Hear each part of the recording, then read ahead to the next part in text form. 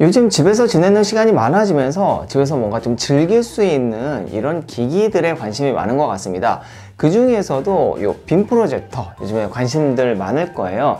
TV도 뭐 중요하지만 이렇게 좀 이동성이 편하면서 좀 인치에 비해서 가격이 싼 요 빔 프로젝터들 많이들 보실 텐데요. 정말 많은 제품들이 출시를 하고 있는 것 같아요. 물론 모든 제품들이 장점이 있고 단점이 있습니다. 그 중에서도 오늘 제가 소개할 이 뷰소닉의 PJB7808HD 제품은 제가 봤을 때 한 3가지 정도의 장점이 있는 것 같아요. 우선 투사거리가 굉장히 짧습니다. 물론 이제 되게 비싼 500~600만 원짜리는 한 뼘에도 100인치 이렇게 나오겠는데 얘는 그렇게 비싼 제품은 아니니까 가격 대비 우선 1.5m에 100인치를 지원을 하고 1.8m에 120인치까지 지원을 합니다. 물론 그거보다 더 멀리 하게 되면은 140, 150인치까지도 충분히 밝은 화면을 지원을 해요. 두 번째 장점은 3600 안시루멘이에요.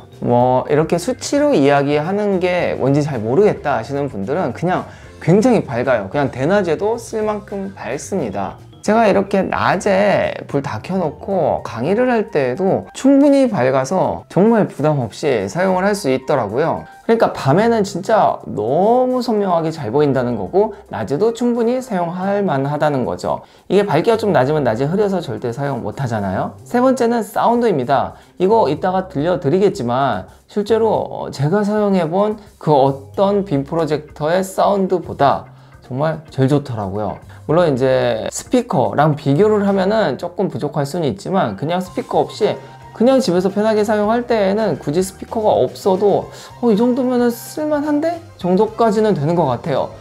빔 프로젝터의 사운드가 이 정도까지 발전할 수 있구나? 를 느끼게 해준 제품이에요. 사운드 이따가 같이 한번 볼 거예요. 그 외에도 스펙을 좀 말씀드리면은 FHD를 지원을 하고요. 램프의 수명은 총 4000시간, 일반대 4000시간이고요. 에코 모드를 사용하면은 15000시간까지 사용을 할 수 있다고 합니다. 입력 대기 시간이 16ms예요. 그러니까 이게 반응이 굉장히 빠르다는 거예요. 방에서 빔으로 게임 하시는 분들, 저는 게임을 많이 하지는 않지만 그런 분들에게도 굉장히 유리한 제품임은 틀림없습니다. 자, 그러면 구성품과 제품의 외관을 한번 보도록 할게요.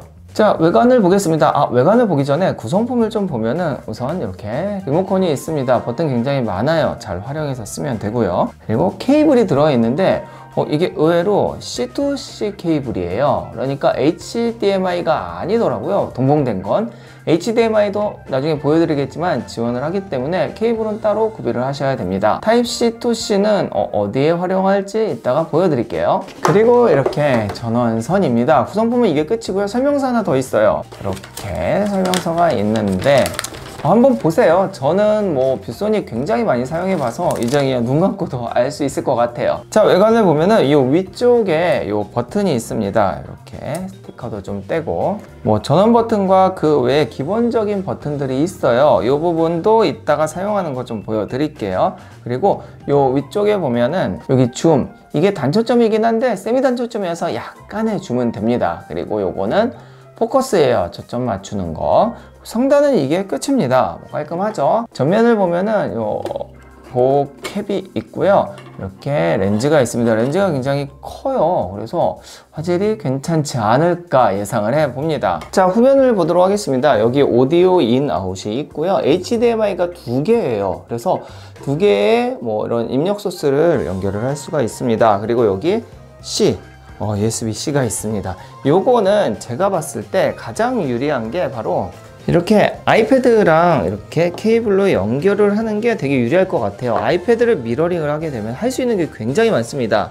그것도 이따 같이 한번 볼게요. 그 외에 컴퓨터, 그 다음에 여기 USB 미니가 있습니다. 이거 보기 되게 힘든데 이 카메라에 많이 연결을 옛날에 했던 그 단자인데요. 연결이 되네요. 그리고 이 비디오 단자가 있네요. 후면은 이렇게 되고요. 좌측에는 이제 스피커랑 안쪽에 아마 팬이 있겠죠. 구멍이 뚫어져 있어요. 반대쪽도 이렇게 홀이 있어서 이쪽으로 아마 팬이 좀 나올 거예요. 그래서 좀 냉각을 시킬 수 있다는 거. 자, 그리고 하단입니다. 하단엔 이렇게 3개의 포인트가 있는데요. 요거는 옆에서 봤을 때 이렇게 높이 조절을 할 수 있게 돼 있죠. 하면은 빠지려나?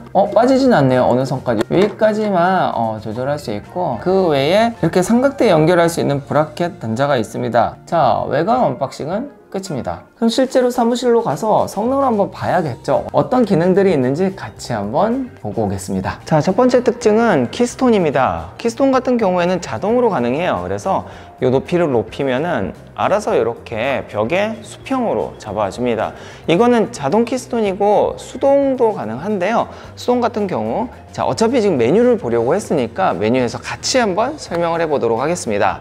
바로 메뉴 특징을 보죠. 메뉴로 들어가게 되면은 여러 가지 특징들이 나오는데, 여기 키스톤 보정이 있죠. 키스톤 보정 들어가서 이 자동을 수동으로 만들어줘요. 그러면은 위로 이렇게 40단계까지, 그리고 아래로 40단계까지 지원을 합니다. 아쉽게도 좌우 키스톤은 잡아주지 않네요. 자동으로 잡으면 이렇게 수평이 되죠. 사실 집에서는 그냥 자동으로 잡는 게 가장 편합니다. 그리고 메뉴에 가면은 몇 가지 더 기능들이 있는데, 자, 지금 영상 소스가 USB-C로 아이패드로 들어가 있고요. 1080에 60Hz 해상도도 바로 나오네요. 60Hz니까 웬만한 뭐 게임이나 영상 같은 거는 잔상 없이 잘 볼 수가 있습니다. 여기 오디오 설정도 있어요. 이따가 오디오 한번 들어볼 건데요. 오디오에 게임, 영화, 보통 이렇게 되어 있습니다. 저는 영화로 해놓을게요. 그리고 요거 중요한데, 프로젝터 위치가 있습니다. 저희처럼 이렇게 그냥 탁자에 놓고 쓰는 게 아니고, 만약에 탁자 뒤에서 쏜다 그랬을 때는 이렇게 좌우가 바뀔 거고요. 천장 뒤에서 쓴다 하면은 이렇게, 천장 앞에서 쏘면은 이렇게 맞춰줘야 이게 수평으로 우리가 볼 수 있는 대로 나온다는 거죠. 이런 것들을 알아서 잘 만들어 놨어요. 괜찮은 것 같습니다. 그 외에 뭐 화면비를 뭐 자동으로 해놓기도 하고, 이렇게 맞춰서 하기도 하지만 우리는 그냥 다 자동으로 쓰죠. 그 외에는 사실 저희가 만질 건 없는 것 같습니다. 메뉴는 이런 식으로 사용하시면 돼요. 자, 다음은 화질 부분입니다. 이 카메라로 지금 이런 빔 프로젝트의 화질을 이야기하기는 조금 아쉽기는 해요. 이 카메라가 정확하게 다 못 잡으니까, 우리 눈으로 보는 것만큼. 하지만 지금 조금 가까이 볼까요? 화질은 굉장히 좋습니다. 이게 FHD고 지금 현재 한 100인치 정도로 보고 있는데요. 이 정도면은 화질은 굉장히 좋다고 봐야 돼요. 그래서 저는 화질 부분에 대해서는 굉장히 큰 점수를 주고 싶습니다. 자, 물론 이제 좀 뒤로 가서 120인치 막 이렇게 크게 보면 화질이 좀 떨어질 수도 있는데요. 한번 그렇게도 볼게요. 지금의 인치수는 꽤 큽니다. 150인치는 되는 것 같은데요. 제가 옆에 가서 한번 서볼게요. 사람 기준으로 봤을 때 이 정도니까 굉장히 큰 화면이죠. 그런데 화질이 너무 좋아요. 와, 이렇게 화질이 좋을 수가 있나 싶을 정도로 FHD인데 이렇게 좋네요. 물론 4K면 더 좋겠죠. 그렇지만 한 150인치 정도까지는 충분히 사용이 가능하다고 생각이 돼요. 그리고 밝기도 괜찮죠. 지금 완전 암전이 아니고 위쪽을 보면은 간접등을 다 켜놨어요. 노란색을. 색 밸런스는 안 맞을 수는 있지만 여튼 괜찮다고 봅니다. 자, 다음은 사운드 부분입니다. 지금 이쪽에서 소리가 나고 제가 말을 하려고 좀 줄여놨는데, 이 사운드는 정말 마음에 들어요. 제가 지금까지 써본 빔 프로젝터 중에서 사운드는 가장 좋습니다. 자, 소리를 조금 키워볼게요.